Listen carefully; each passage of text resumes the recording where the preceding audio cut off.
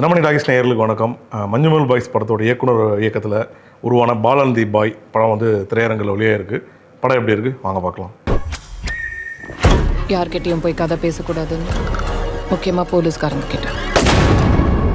Manjummel boys அந்த படத்தை வந்து கொண்டாடாத ஆட்களே தமிழ்நாட்டில் அதாவது மலையாள படம் அது. பட் தமிழ்நாட்டில் கொண்டாடாத ஆட்களே ரொம்ப குறைவுன்ற அளவுக்கு அந்த படம் வந்தபோது கண்மணி அன்போட காதலன் அந்த பாட்டு, அந்த படத்தோட கிளைமேக்ஸு, அப்புறம் அந்த குணா படத்தோட நாஸ்டாலஜியா இதெல்லாமே சேர்ந்து ஒரு மிகப்பெரிய ஹிட்டு. சொல்லப்போனால் மலையாளத்தோட ஃபஸ்ட்டு 200 கோடியை கிராஸ் பண்ண படம் அப்படின்ற ஒரு பெரிய டேக்லைனோட அந்த படத்துக்கு வந்து ஒரு பெரிய அங்கீகாரமே கிடச்சிது. அந்த படத்தோட இயக்குனர் மஞ்சுமல் பாய்ஸ் மாதிரியான ஒரு படத்தை கொடுத்தவர் என்ன பண்ணுவார், அடுத்து வந்து பெரிய பிரம்மாண்டமான படத்துக்கு போவார் இல்லையா. ஆனால் அவர் அப்படி ஒரு படம் பண்ணல. ரொம்ப குறைவான பட்ஜெட்டில் ரொம்ப அறிமுகம் இல்லாத புதுமுக நடிகர்களை வச்சு ஒரு படத்தை இயக்கிட்டு இருக்காரு அப்படின்ற ஒரு சின்ன தகவல்கள்லாம் வந்துச்சு. அதே மாதிரி இந்த படத்தை வந்து கேவிஎன் நிறுவனம் தயாரிக்கின்றது அதிகாரப்பூர்வமாக வெளியாகி அதுக்கான ப்ராசஸ் எல்லாம் நடந்துட்டு இருந்துச்சு. படமும் திரையரங்கில் வெளியாக இருக்குது. இந்த படத்துக்கு வந்து பாலன் த பாய் அப்படின்னு பேர் வச்சுருக்காங்க. பாலன்ற ஒரு கதை, மலையாளத்தில் சொல்லணும்னா பாலன்ற கதை அப்படின்ற மாதிரியான ஒரு விஷயம். இந்த கதையோட ஒன்லைன் என்னென்னா, ஒன்லைனுன்ற சொல்ல விட இந்த கதை வந்து ஸ்டார்டிங்கில் ஆரம்பிக்கும் போது சிறைச்சாலையில் ஆரம்பிக்குது. கதை நாயகியான ஃபர்ஹானா அவங்களோட பையன், அதாவது இந்த சிறைச்சாலையிலே அந்த பையனை வளர்த்திட்டு இருக்காங்க நாயகி. அப்படி இருக்க சூழலில் வந்து அவங்களுக்கு வந்து விடுதலை கிடைக்கிது. உடனே அந்த ஃபஸ்ட்டு சீன்லேயே வந்து அவங்க விடுதலை கிடச்சி அவங்க ஜெயிலிருந்து வெளில வர மாதிரியான காட்சி தான் வச்சுருக்காங்க. வெளியில் வர அம்மாவும் மகனும் யாருன்னு தெரியாது. அதாவது இவங்களை ரிசீவ் பண்ணுறதுக்கு சொந்தக்காரங்களோ இல்லை ஃப்ரெண்ட்ஸோ இல்லை குடும்பமோ எதுவுமே அவங்களுக்குன்னு இல்லை. அவங்க பாட்டு நடந்துக்கிட்டே இருக்காங்க. ஒரு கட்டத்தில் வந்து அம்மா வந்து பையன்கிட்ட சொல்கிறாங்க, இனிமேல் உன் பேர் வந்து இதுதான் அப்படின்னு சொல்லி ஒரு பேர் சொல்கிறாங்க. ஒரு இடத்துக்கு போகிறாங்க. அந்த இடத்துக்கு போயிட்டு அவங்க வாழ்க்கையை ஏதாவது ஓட்டணும் இல்லையா, அதுக்காக வேலை செஞ்சுக்கிட்டே இருப்பாங்க. பையன்கிட்ட வந்து ஒரு கதை சொல்லிகிட்டே இருப்பாங்க, நம்ம எப்படி வந்தோம் எப்படி இருந்தோம் அப்படின்னு கதை சொல்லிகிட்டே இருப்பாங்க. திடீர்னு அங்கே வந்து யாராவது வந்து அறிமுகம் இல்லாத ஆட்கள் வந்து பேச ஆரம்பிச்சிட்டாலோ இல்லை வந்து நீங்கள் யாருன்ற கேள்வி கேட்க ஆரம்பிச்சிட்டாலோ உடனே அங்கேருந்து கிளம்பி அடுத்த ஊருக்கு இல்லை அடுத்த இடத்துக்கு அந்த அம்மாவும் மகனும் போயிடுறாங்க. அங்கே போய்ட்டு என்ன பண்ணுறாங்க, இனிமேல் உன் பேர் இது என் பேர் இது அப்படின்னு சொல்லிட்டு அவங்களுக்குள்ளேயே ஒரு பேர் புதுசாக அடையாளம் வச்சுக்கிட்டு தன்னோட பழைய அடையாளங்களை எல்லாம் ஒவ்வொரு இடத்துக்கு போகும்போது இப்படி மாறிக்கிட்டே இருக்காங்க. ஒவ்வொரு இடத்துக்கு போகும்போதும் அவங்களோட அடையாளங்கள் மாறப்பட்டுக்கிட்டே இருக்குது. தொடர்ந்து வந்து நம்ம அந்த படம் பார்க்கும்போது ஒரு அரை மணி நேரத்துக்குள்ளேயே வந்து நமக்கு தெரிஞ்சிருது என்னென்னா, இந்த அம்மாவும் மகனும் யார், ஏன் வந்து ஒரு பேரை மறைக்கணும், உங்களோட அடையாளத்தை மறைச்சிக்கிட்டு புதுசாக ஒரு ஊருக்கு போகிறீங்க, அங்கே யாராவது கேட்டுட்டாலோ இல்லை சந்தேகப்படுற மாதிரி ஏதாவது நடந்துட்டாலோ உடனே அங்கேருந்து கட் பண்ணி அவங்க வேறு ஊருக்கு போகிறதோ இல்லை வேறு இடங்களுக்கு போகிறதோ வழக்கமாக வச்சுட்ருக்காங்க. படம் ஆரம்பிக்கும் போது நமக்கு சில கேள்வியெல்லாம் வருது. உண்மையிலேயே இந்த அம்மாவும் மகனும் நல்லவங்களா, இல்லை வந்து இவங்களுக்குள்ளே ஏதாவது ஒரு பின்னாடி ஃப்ளாஷ்பேக்கில் ஏதாவது ரொம்ப மோசமான அனுபவம் இல்லை ஏதாவது மோசமான குற்றத்தை பண்ணிட்டு வந்துட்டு இப்படி தலைமறைவாகிட்டு இருக்காங்களான்ற கேள்வி ஒரு பக்கம் இருக்க படத்தோட முதல் பாதி வந்து மெதுவாக நகருது. அந்த சஸ்பென்ஸ் த்ரில்லருக்கே உண்டான அந்த ஸ்லோ பர்ன் மெத்தடில் வந்து அந்த கதை வந்து மெதுவாக நகர்ந்து போயிட்டே இருக்குது. அந்த படத்தோட ஃபஸ்ட் ஹாஃப் நமக்கு ரொம்ப சுவாரஸ்யமாக இருக்கிறதும் அதுதான். இந்த அம்மா மகன் யார், இவங்களுக்குள்ளே இருந்த கடந்த காலம் ஏதாவது இருக்கா, அப்படி இருந்தால் அதோட கடந்த காலத்தை நீ டேரக்டர் எப்படி சொல்ல போகிறாருன்ற ஒரு மெத்தட்லேயே போகுது. பட் இன்டர்வல் சீனில் வந்து நமக்கு என்ன தெரிய வருதுன்னா, இவங்களோட கடந்த காலத்தை பற்றி நம்ம கதையே கிடையாது. இப்படி ஒரு அம்மா மகன், ஓகேவா, இவங்க அம்மா இருக்கிறாங்க. அம்மா வந்து அடையாளத்தை பையன்கிட்ட எங்கே போனாலுமே என்னை விட்டுட்டு எங்கேயும் போகக்கூடாது, நீ எங்கே போனாலும் அம்மா வந்துடுவேன் அந்த இடத்துக்கு அப்படின்னு சொல்லிட்டு இருக்கக்கூடிய ஒரு ஆள். ஒரு இடத்துல வந்து ஒரு இன்டர்வல் பிளாக்ல வரும்போது என்ன ஆகுதுன்னா, ஒரு சம்பவம் நடக்குது. அந்த சம்பவம் தான் அந்த படத்தோட ஒரு பீக்னு வச்சுக்கங்களேன். அந்த இன்டர்வல் சீன் வந்து ரொம்ப பிரமாதமாக எழுதியிருக்காங்க. அந்த சீன் அந்த நடக்கும்போது என்ன ஆகிடுதுன்னா, மகன் வந்து ஒரு இடத்துல காணாமல் போயிடுறாரு. இனி வந்து இந்த அம்மா, அதாவது எந்த அம்மா வந்து தன்னுடைய மகனும் நாமளும் நம்மளை யாரும் பிரிக்க முடியாது, நம்ம சொசைட்டியில் நம்ம கிடையாது, நமக்கு நம்ம 2 பேர் போதும் அப்படின்ற ஒரு இதில் இருக்கிறாங்க. அப்படியே பண்ண சூழலில் வந்து பையன் காணாமல் போயிடுறான். இனி என்னாச்சு, நீ வந்து அந்த பையனை வந்து அந்த அம்மா கண்டுபிடிக்கிறாங்களா இல்லை அம்மாவை வந்து பையன் கண்டுபிடிக்கிறானா இப்படின்ற ஒரு கதை தான் வந்து பாலன் த பாய்.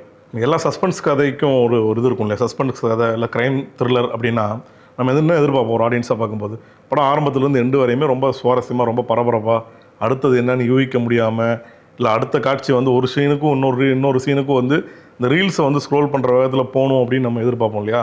அது எதுவுமே இந்த படத்தில் கிடையாது. உங்களுக்கு ஒரு ரசிகர் ஒரு நீங்கள் வந்து ஒரு சஸ்பென்ஸ் த்ரில்லரை எமோஷனலாக பார்க்கக்கூடிய, அதுவும் ஸ்லோவாக பார்க்கக்கூடிய படங்கள் உங்களுக்கு பிடிக்கும்னா ஆரம்பத்திலே சொல்லிடலாம், நீங்கள் வந்து கண்டிப்பாக வந்து இந்த படத்தை திரையரங்குகளில் தவற விட வேண்டாம் அப்படின்னு சொல்லிடலாம். ஏன்னு கேட்டால் இந்த படம் வந்து மற்ற கமர்ஷியல் படங்களில் அம்மா பையன் சென்டிமெண்ட்டை நம்ம பார்க்காத படங்களே கிடையாது.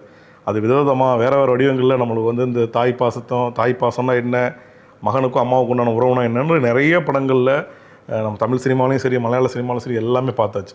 பட் இந்த படத்தில் ஒரு சென்டிமெண்ட் பேசியிருக்காங்க. அந்த சென்டிமெண்ட் கோர் அடையும் போது கிளைமேக்ஸில் அந்த கோர் நீங்கள் அந்த கிளைமேக்ஸை நோக்கி போகும்போது பின்னாடி வந்து பலமாக கைதட்டல் சத்தம் கேட்குது.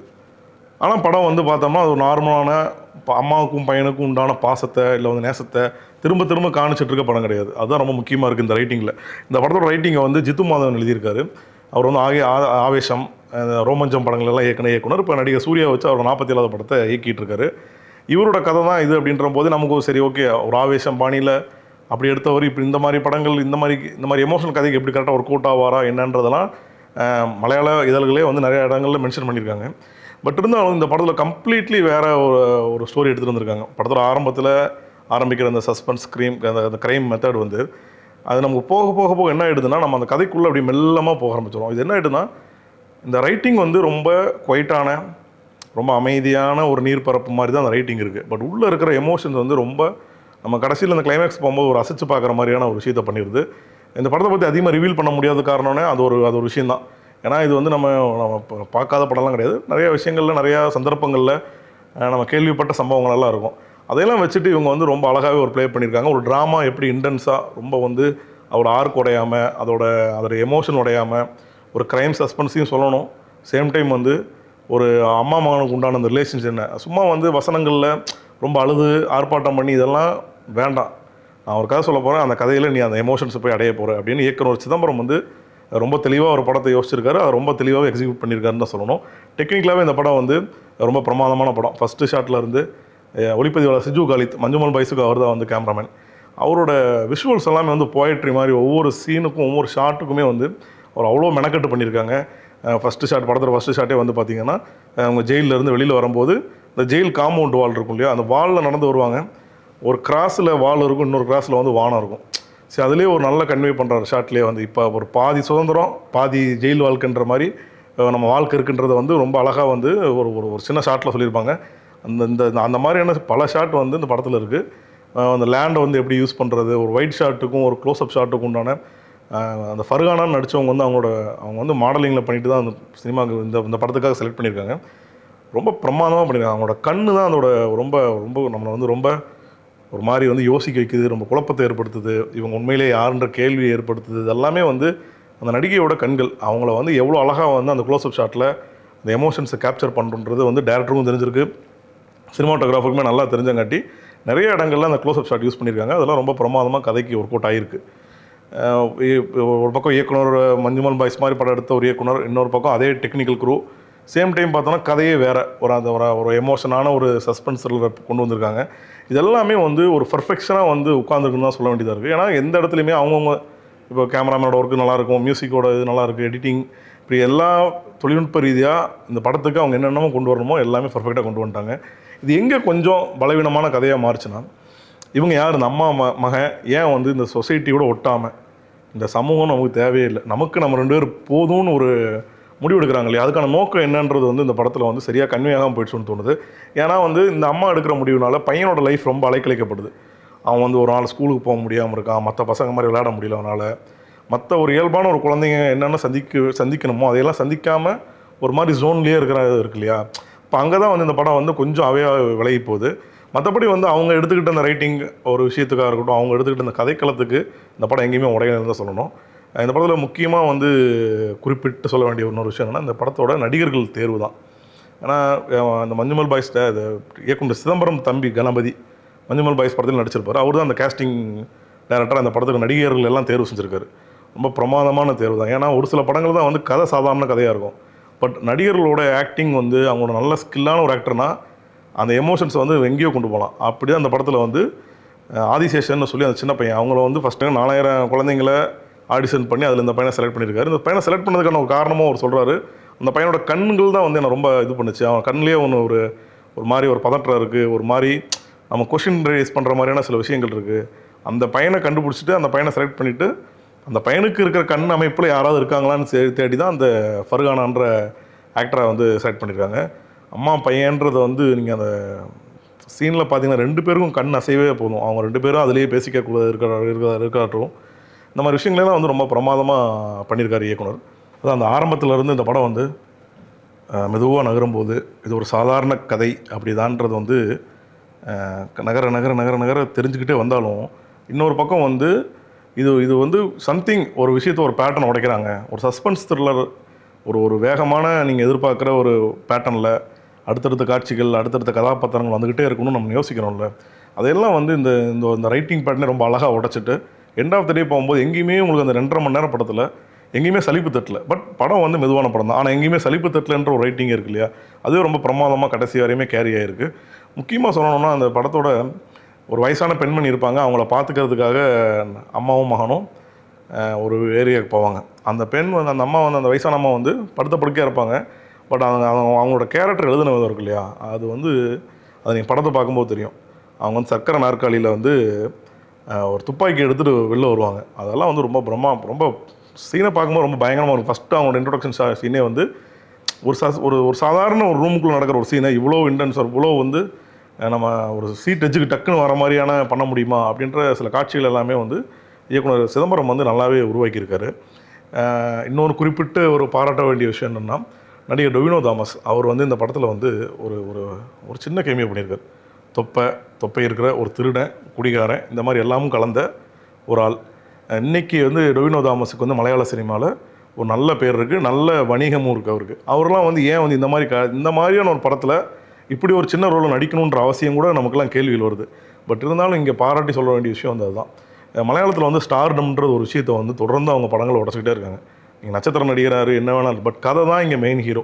இந்த கதைக்கு நமக்கு தேவைப்பட்டுச்சுன்னா ஒரு சின்ன ரோலில் நம்ம இறங்கி பண்ணால் கூட மக்கள் ஒன்றும் டொவினோ தாமஸ் அவ்வளோ பெரிய ஆளாக இருந்துட்டு இங்கே வந்து பண்ணுறாருன்னு யோசிக்க மாட்டான். அப்படி ஒரு கதாபாத்திரம் டொவினோ வராரே அப்படின்னு தான் யோசிப்பான்றது வந்து மலையாள சினிமாவில் வந்து ரொம்ப அழுத்தமாக நம்புகிறாங்க. அதே மாதிரி அவங்களால வந்து இந்த வெர்சிட்டியில் எல்லா பக்கமும் ஒரு கதைக்காக சின்ன கேமியாவை நடிச்சுட்டு வரேன், ஒரு சாதாரண நான் வந்து என்ன குடிகாரனா நீங்கள் சித்தரித்து ஒரு காட்சி எழுதுறீங்களா, இல்லை திருடனா எழுதுறீங்களா, நான் இதெல்லாம் வந்து அவங்க வந்து எந்த கம்ப்ளைண்ட்டும் பண்ணாமல் ஒரு ஆக்டர் வந்து நடிக்கிறது இருக்கு இல்லையா. இந்த படத்தில் வந்து டொவினோ அந்த விஷயத்துக்காக பாராட்டணும். கம்பேரிட்டிவ் நம்ம சினிமாவை பார்த்தோம்னா நமக்கு தெரியும் என்ன நிலமையில் இருக்குன்னு. இன்றைக்கி ஒரு படம் ஹிட் ஆகிடுச்சுனாலே நம்ம அடுத்த படம் போகும்போது கண்டிப்பாக கேமியோக்குள்ளே அவ்வளோ அவசியம் போகவே மாட்டாங்க. மார்க்கெட் உயர்ந்துடும். அப்புறம் நம்ம கதையை சொன்ன போனால் இல்லை நான் இந்த மாதிரி சின்ன பட்ஜெட்லாம் நடிக்க மாட்டேன்ற அளவுக்கு நம்ம ஆட்கள்லாம் இருக்காங்க. பட் ஒரு ஆச்சரியப்படுற வகையில் வந்து மலையாளத்தில் வந்து கதை தான், அந்த கதைக்கு நான் தேவையா அப்படின்னா ஒரு பெரிய நான் 100 கோடி ரூபா என் முந்தைய படங்கள் வசூலித்தாலும் நான் உள்ளே வருவேன் அப்படின்றது ஒரு பெரிய விஷயம். அதுக்காக அவங்களுக்கு ஒரு பாராட்டுகள். இந்த படத்தை ஒட்டுமொத்தமாக பார்க்கும்போது சில குறைகள் அங்கங்கே தென்படுது. முதல்ல சொன்ன மாதிரி இது ஒரு ஸ்லோவாக தான் போகுது. பட் வந்து ரொம்ப ஒரு அழுத்தமான தீவிரமான உணர்ச்சியை தான் முன்வைக்குது. அந்த விதத்தில் நீங்கள் ஒரு நல்ல படம் பார்க்கணும் அப்படின்னு உங்களுக்கு ஒரு எதிர்பார்ப்போ இல்லை வந்து நல்ல படம் பார்த்து ரொம்ப நாள் ஆச்சுன்னு ஒரு எண்ணமும் இருந்தால் இந்த படத்தை வந்து கட்டாயம் தவற விடாமல் பார்க்கலாம். ஒரு அமைதியான படம் தான். இந்த படம் பார்க்கும்போது சின்ன இடத்துல வைலன்ஸ் இருந்தாலுமே ஒரு அமைதியான படம். பட் ரொம்ப தீவிரமாக ஒரு உணர்ச்சி வந்து கடைசியில் இருக்குது. அந்த உணர்ச்சி அடையிறதுக்கு அந்த ஒரு பொறுமை இருக்கு இல்லையா, அது இருந்தால் கண்டிப்பாக உங்களுக்கான படமாக தான் அது வந்து இயக்குனர் சிதம்பரம் உள்ளிட்ட குழுவினர் வந்து உருவாக்கியிருக்காங்க. இந்த வீடியோ பிடிச்சதுன்னா தினமணி சேனல் லைக் பண்ணுங்கள், ஷேர் பண்ணுங்கள், சப்ஸ்கிரைப் பண்ணுங்கள்.